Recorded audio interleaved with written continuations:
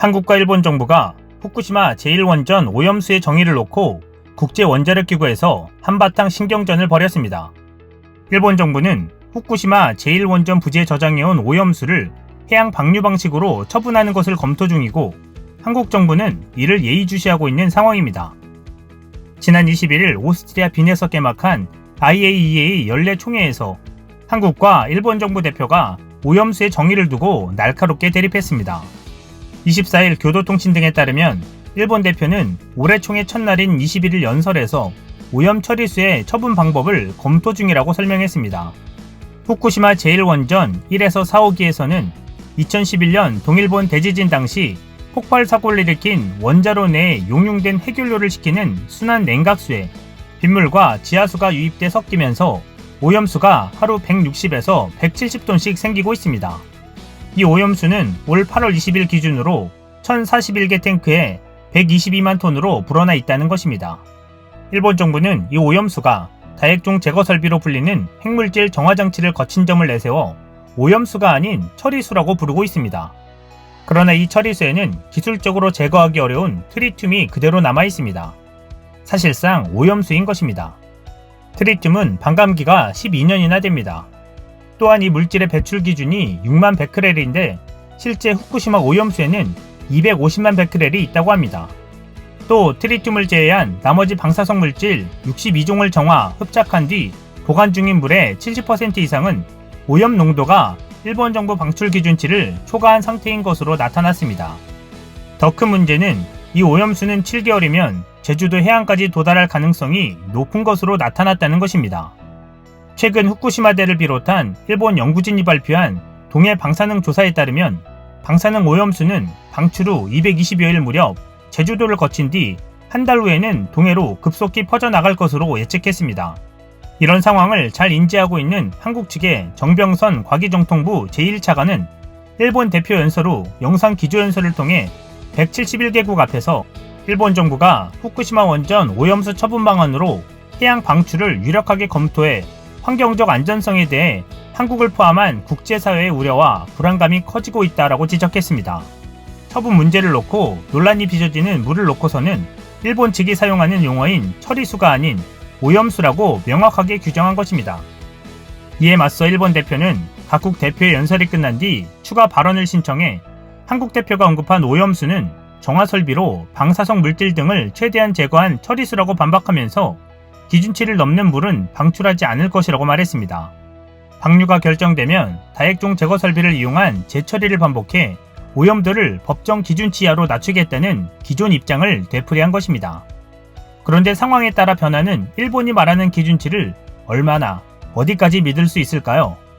전문가들은 과학적으로 어느 정도 기준치가 안전하냐는 것은 사실상 없는 상태이고 적으면 적을수록 좋다고 말하고 있습니다. 그렇기 때문에 방사능 오염 측정에 있어서도 기준치를 높여서 상대적 안전성을 찾으려고 노력해왔던 것이었습니다.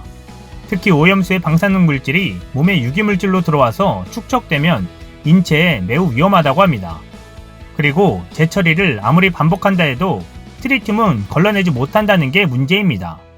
이는 확실한 팩트이기 때문에 한국 대표는 추가 발언에 나서 오염수 처분은 원자력 안전에 관한 중요한 문제라며 오염수임을 거듭 강조했고, 일본 측은 또다시 오염수가 아닌 처리수라고 맞섰습니다. 결국 한국 대표가 마지막으로 일본이 국제사회에 거듭한 약속이 구체적인 행동이 되기를 기대한다고 말하는 것으로 양측 간 신경전이 마무리됐습니다.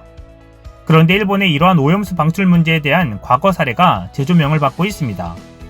바로 1993년 러시아가 핵 폐기물을 몰래 해양 투기했던 일이 있었습니다.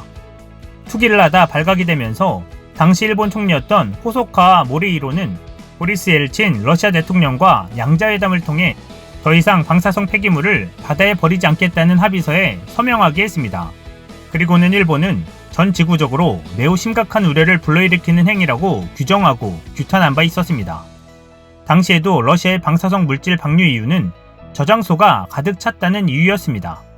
현재 스가 정권의 후쿠시마 오염류 방류 계획은 당시 러시아의 모습과 똑같습니다.